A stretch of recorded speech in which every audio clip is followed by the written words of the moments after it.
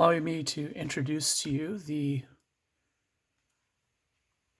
Space Watch for hobbyists, which is constructed from a Swatch Night Flight that's been heavily modified.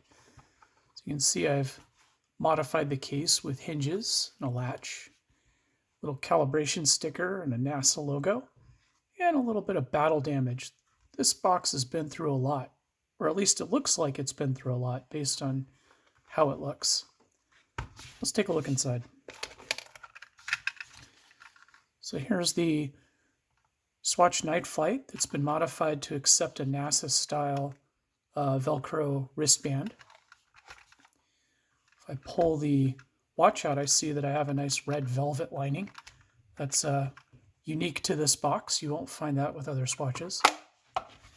Inside of the roll here is the metal bracelet, which I have a video showing how to put that on. So I'll link that in the description. This thing will save your life with this watch. Definitely keep the manual around because I learned some stuff by reading this and I thought I knew a lot about watches. All right, so to get the watch started, I go ahead and take it off of the holder.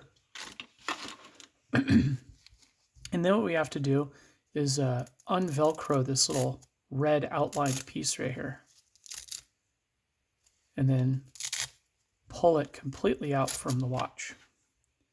So now the watch is by itself, and it has things called spring bars in it that you're going to use to help put your watch on later on.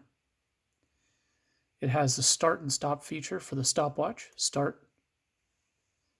You can see it's counting seconds right here and counting minutes on this dial right here. I stop it with that same button. And I love this part. When you hit reset, back to 0.